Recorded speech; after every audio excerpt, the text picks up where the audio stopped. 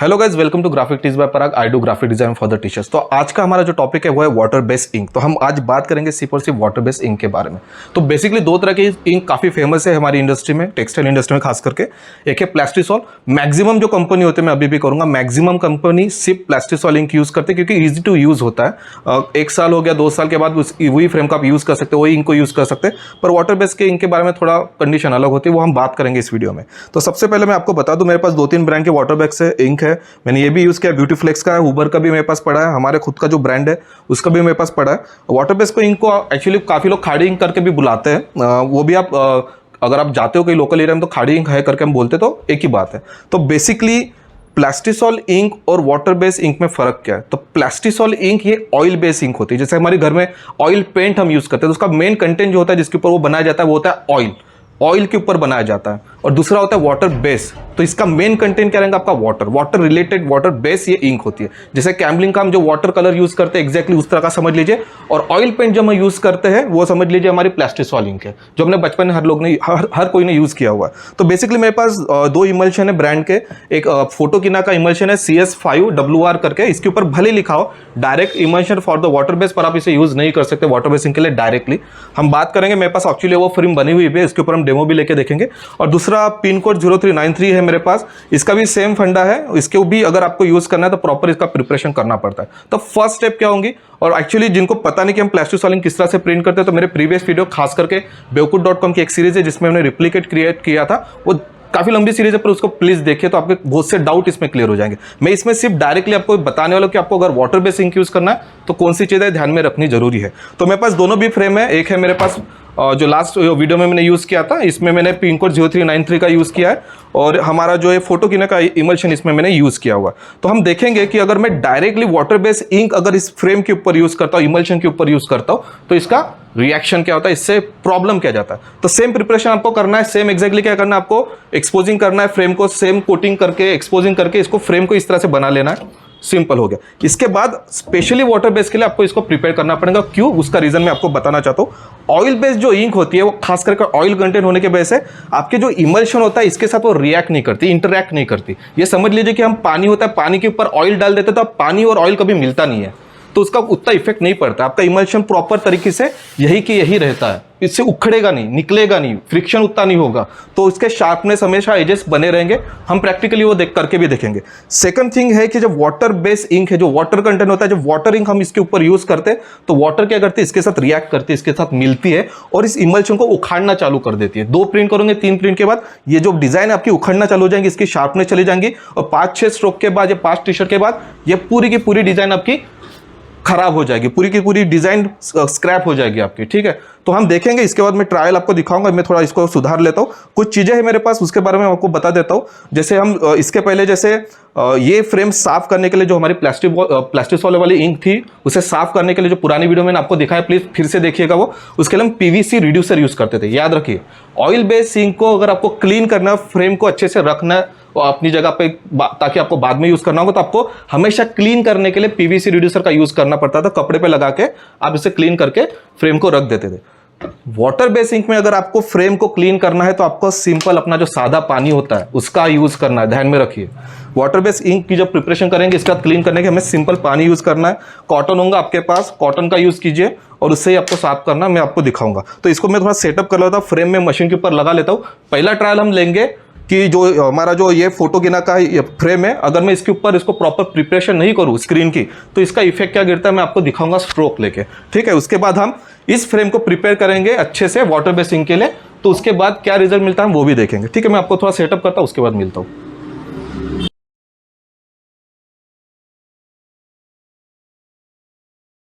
मैंने इस पे अच्छे खासे अभी स्ट्रोक ले लिए और हम देख सकते हैं कि इसकी जो शार्पनेस थी, जो हमारा एक्सपोजिंग साइड था, डिजाइन थी, वो उखाड़ना चालू हो गई। देख सकते हैं अब यहाँ भी स्प्रेड हो रही है और यहाँ से भी आप देख सकते हो। ये देखिए, मैं इसको क्लोजअप में आपको फोटो दिखा दूंगा, शायद यहाँ थोड़ा लाइट कम है, तो ये बिखरना चालू हो जाती है, आपका इमल्शन उखड़ना चालू हो जाता है। तो हमें क्या करना, अभी इससे बचना है। तो आपको एग्जैक्टली क्या करना है, ये चीज़ से बचना है। तो इसके लिए आपको स्क्रीन किस तरह से प्रिपेयर करना पड़ता है वो मैं आपको दिखाऊं। तो ये पहले मैं थोड़ा इसको क्लीन कर लेता हूँ फिर से, और आपको दूसरी फ्रेम लगा के दिखाता हूँ कि हम किस तरह से हम अपने स्क्रीन को बचा सकते हैं। तो मैं आपको मिलता हूँ दूसरी स्क्रीन पे। सो गाइस, इसके पहले क्या मूव ऑन करें उसके पहले बता दो कि वाटर बेस इंक किस तरह से प्रिपेयर की जाती है। तो मैंने सिंपली हमारे जो बेस वाटर व्हाइट कलर का वाटर बेस इंक था उसको मैंने इसमें अंदर डाला है, और थोड़ा अगर आपका गाढ़ा रहता है, लम्स टाइप का अगर फॉर्म होता है उसमें, तो आप उसमें पानी मिला के इसे पतला कर सकते हैं। तो मैंने थोड़ा पानी मिला के उसे पतला किया है, और इसके जगह आप सॉफ्टनर का भी यूज कर सकते हैं। इसमें सबसे इंपॉर्टेंट जो चीज होती है वो होता है फिक्सचर। ये ग्लू का काम करता है। अगर आप डायरेक्टली टी शर्ट के ऊपर अगर ये वाटर बेस इंक अगर प्रिंट करते हो और आप पहला वॉश सेकंड वॉश करते हो, कपड़े धोते हो अगर, तो वो इंक पूरी निकल जाएंगी, आपकी टी शर्ट पूरी खराब हो जाएगी। तो वो इंक निकले नहीं, वो कपड़े के ऊपर उसकी पकड़ बनी रहे, इसलिए हम क्या करते हैं, फिक्सचर का काम करते हैं। फिक्सचर का काम क्या होगा, आपका जो इंक है वाटर बेस इंक है वो कपड़े के ऊपर उसका अच्छे से पकड़ रहे। पर इसका नुकसान भी होता है, वो नुकसान किस तरह से होता है मैं आपको बताऊंगा इसके बाद। तो हम देखते हैं कि प्रिपरेशन किस तरह से करना है, इसका रेशो क्या होता है। तो मैंने पकड़ लीजिए कि इसके अंदर 50 ग्राम मैंने अपना वाटर बेस इंक लिया है, उसमें 3% में फिक्सचर मिलाऊंगा। आपको ये रेशो याद रखना है। आप जितना भी 100% अगर वाटर बेस इंक लेते हो उसमें 3% आप ऐड कीजिए। अगर आप 100 ग्राम ले रहे हो तो उसमें 3 ग्राम आपका फिक्सचर आना चाहिए। तो इसमें मैंने 50 ग्राम लिया है, तो इसमें मैं 1.5 ग्राम, इसमें 50 ग्राम मेरी इंक है तो इसमें मैं 1.5 ग्राम मेरा फिक्सचर डालूंगा। तो इसके पहले मैं अपना जो वेट मशीन है उसका स्टार्ट कर देता हूँ, इसे इसके ऊपर रख देता हूँ। मैंने ऑलरेडी इसको 20 ग्राम के वेट के साथ मैंने इसको कैलिब्रेट किया था सबसे पहले, वेट इसका मेजर किया था मैंने। अब इसमें एग्जैक्टली 1.5 ग्राम 72 है, तो इसको मैं मिलाऊंगा 73.5।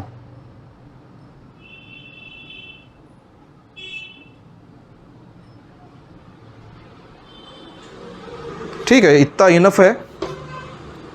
तो याद रखना आपको 3 का रेशियो रखना है। जितना भी आप लेते हो 3 to 5% आपको ऐड करना है, रेशियो नहीं सॉरी, 3 to 5% आपको हमेशा फिक्सचर मिलाना है आपके जो भी सोल्यूशन होगा वाटर बेस उसमें। तो इसको भी मैं अच्छे से क्या कर लूँगा, मिक्स।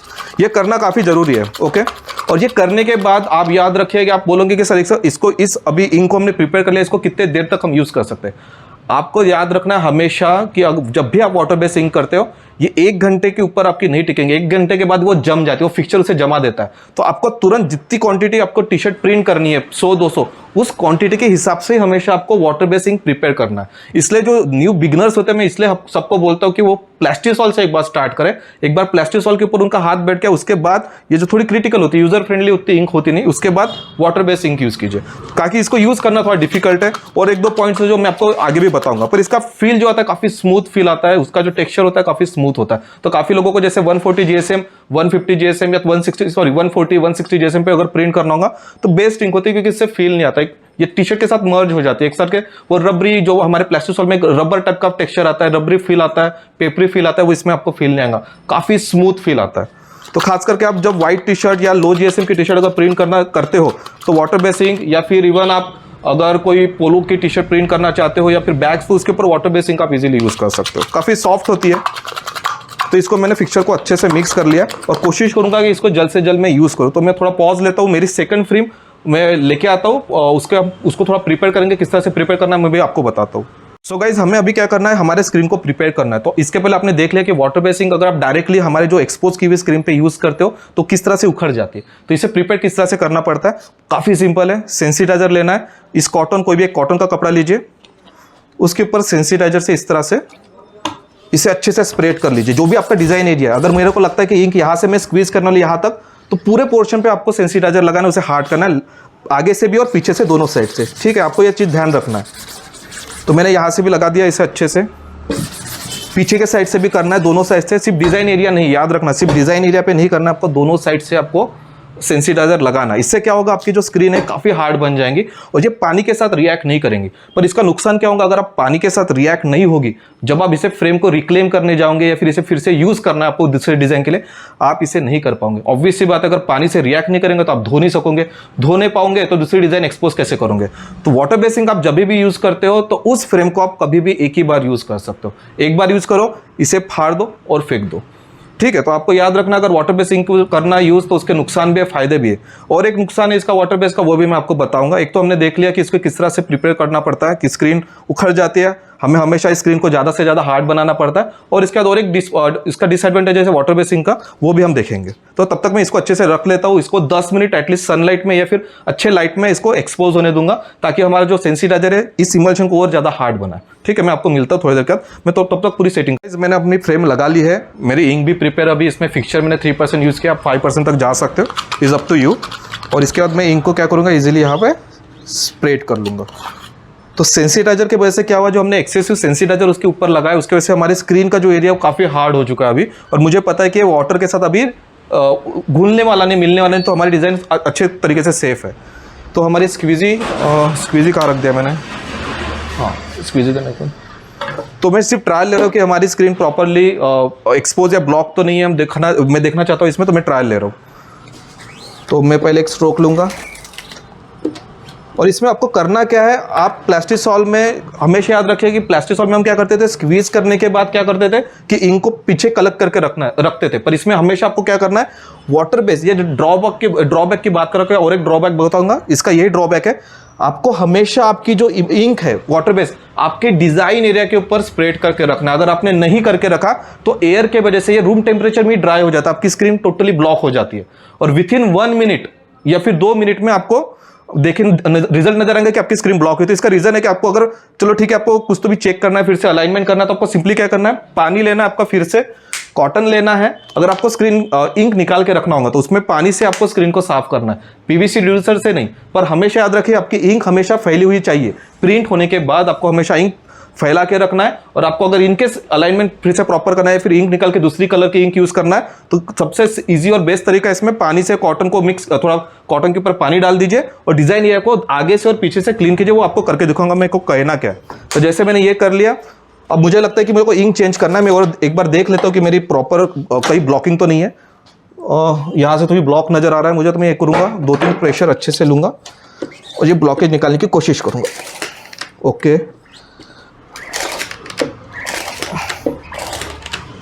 ठीक है, अब मुझे ठीक लग रहा है। तो अभी मैं क्या करूँगा, सेकंड अगर मुझे स्क्रीन इसको आइडल रखना है 3-4 मिनट के लिए दूसरे इसके लिए, तो मैं सिंपली पानी से इसे आगे से,